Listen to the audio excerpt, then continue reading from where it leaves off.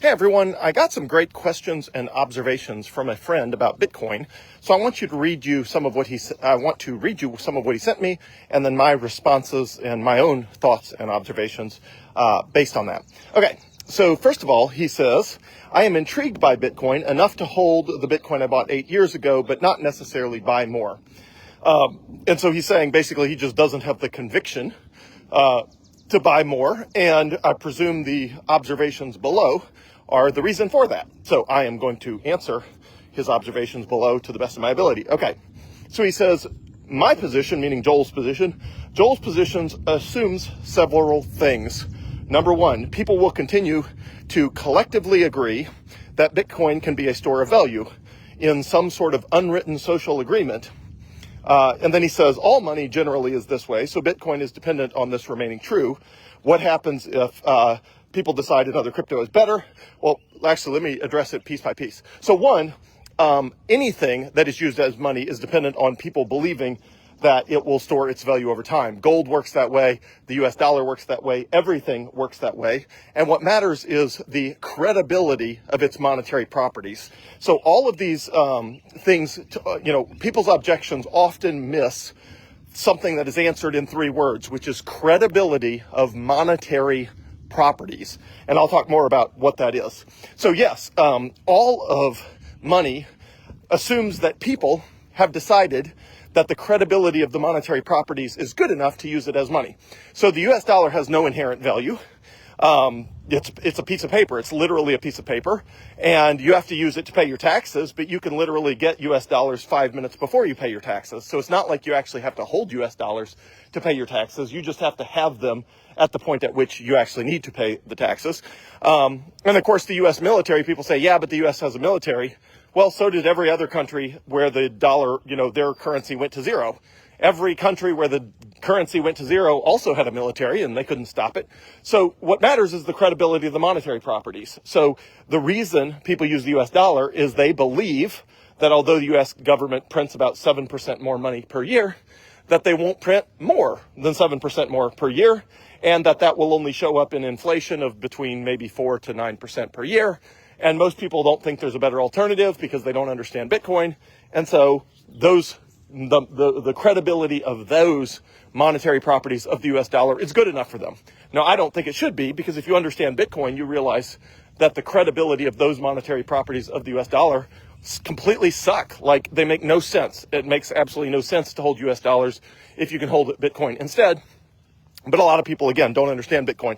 But gold works the same way. The credibility of gold's monetary properties works the same way. So he talks about sort of the social contract that it has value because we agree it has value. That's actually not the way it works. It has value due to the credibility of its monetary properties. So once something has credible monetary properties, then it becomes value because of the credibility of those monetary properties.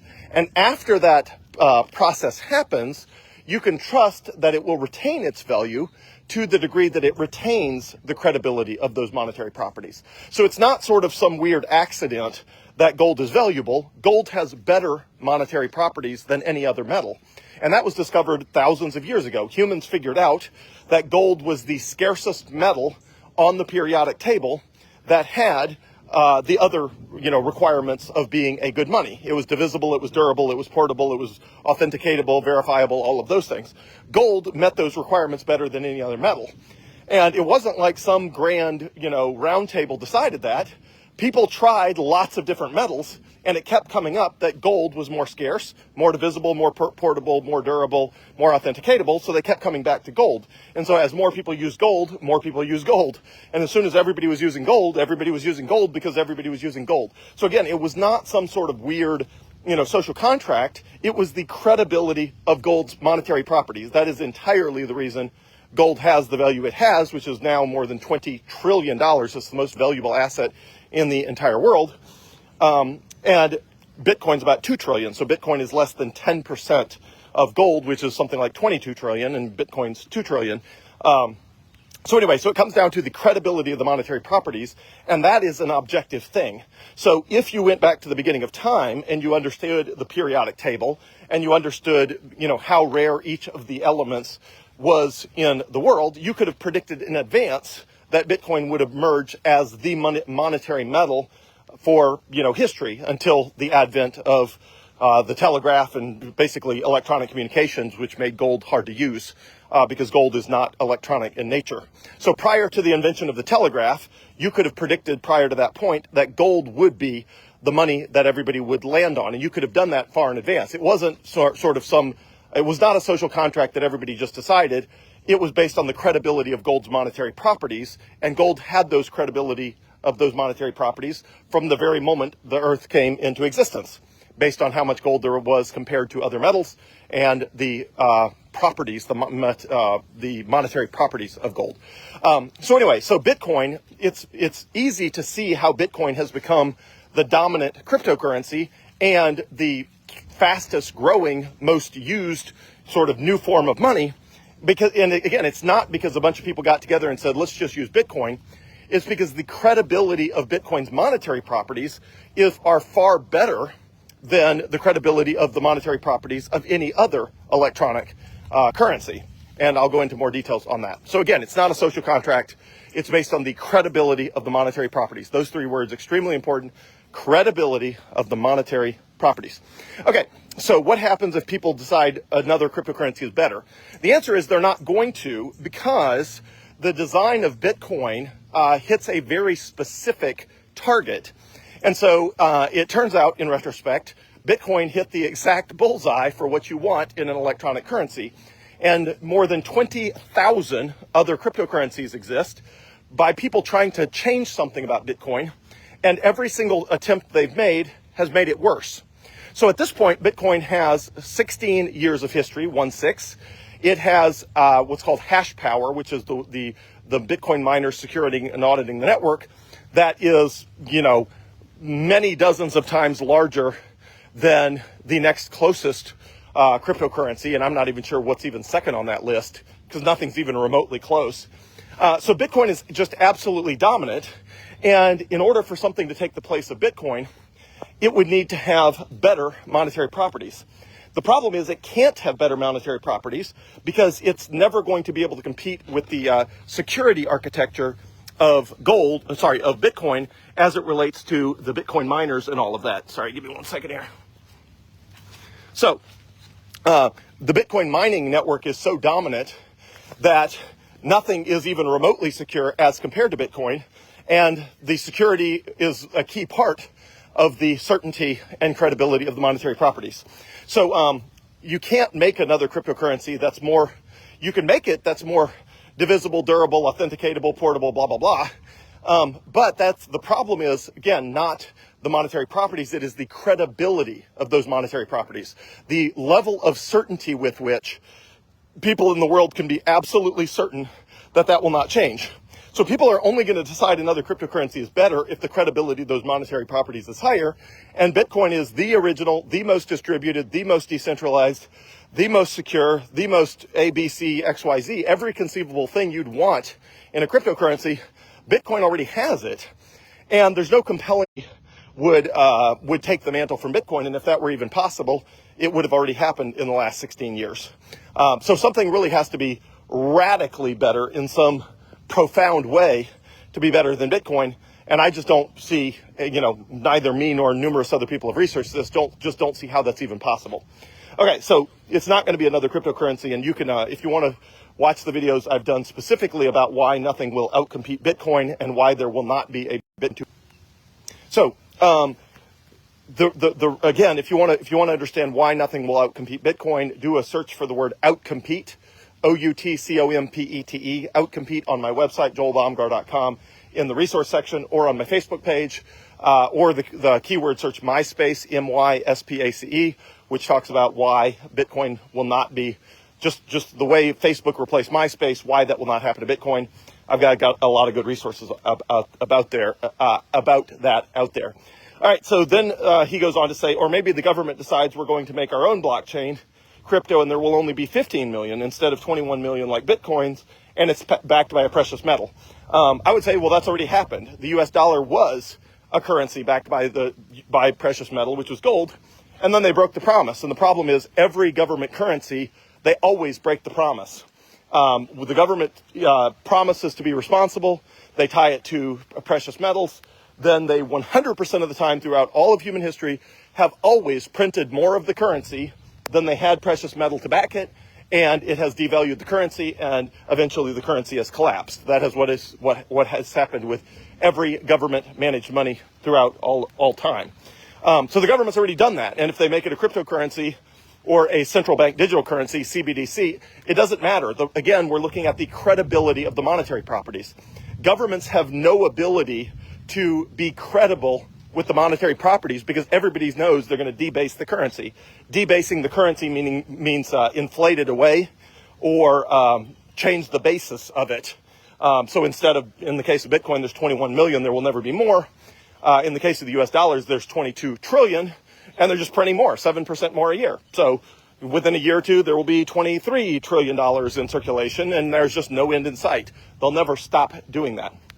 Okay, so then it goes on to say the original Bitcoin will only ever be 21 million, but you can make an exact copy of the blockchain and call it Bitcoin 2.0.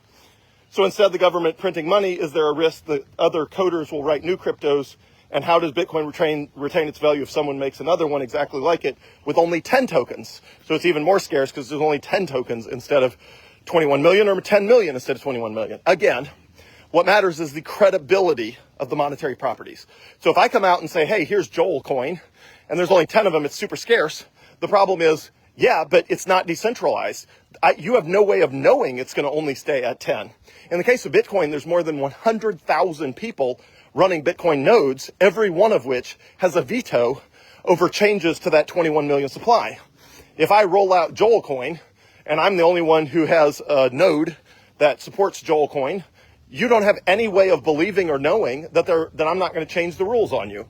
And so it makes no sense to pursue some other crypto because you just have no way of knowing that it's going to have a fixed supply. In the case of Bitcoin, it's distributed worldwide. There's more than 100,000 nodes. They're running on satellites. They're running on personal computers. I've got 2 Bitcoin nodes running at my house. All of those have a veto over changes to the network. No other cryptocurrency is like even remotely close to that, which means you just can't trust that it won't change. And other cryptocurrencies are constantly changing. They're changing how much there are. They're changing who gets it. They're changing how it works. And you just can't trust that somebody's not going to pull the rug out from under you. Same with the government. Obviously, you can't trust the government not to pull the rug out from under you. He also asks, how does the distribution of Bitcoin eventually happen? Meaning, how does it become the means people start to buy a house or a business? Is that the goal? So yeah, eventually every currency, strong currencies outcompete weak currencies. So as more people hold a strong currency and spend a weak currency, which is what people are doing. They're holding Bitcoin, spending US dollars. And as that happens, they end up with a higher and higher percentage of their net worth in Bitcoin. So eventually you get to the place where I am, where I've got virtually 100%, other than very, very low bank account balances to just make sure a check doesn't bounce to a babysitter or something like that who doesn't take Bitcoin. I have, 100% of my liquid assets in Bitcoin. So as that happens, more and more people transact with more and more people exclusively in Bitcoin. And I already transact exclusively in Bitcoin with anyone who will take Bitcoin. And that number of people keeps going up. So as that number of people keeps going up, a larger and larger percent of the economy is people swapping Bitcoin instead of US dollars. So if you want to see this work in real time with other currencies, look at the US dollar in Venezuela. So almost nobody's trying to store value in the Venezuelan bolivar because it hyperinflated to basically zero. And so what everybody's doing is they might buy they might get paid in Venezuelan bolivar, and then 5 minutes later they go buy some groceries, but they're not holding on to that currency for longer than minutes or days at the most. So more and more of the economy is transacting US dollars. Well, US dollars are not the official currency, but people are doing exactly what they're doing with Bitcoin. They're holding the US dollars and spending the Venezuelan bolivar. And as more and that happens, the US dollar is a better store of value, and the Venezuelan bolivar slowly goes to zero, and a larger and larger percentage of the economy ends up just US dollars. So the same thing is happening with Bitcoin. It's just much earlier in the adoption cycle. It's a lot easier for people to switch from one paper currency to another because they understand it.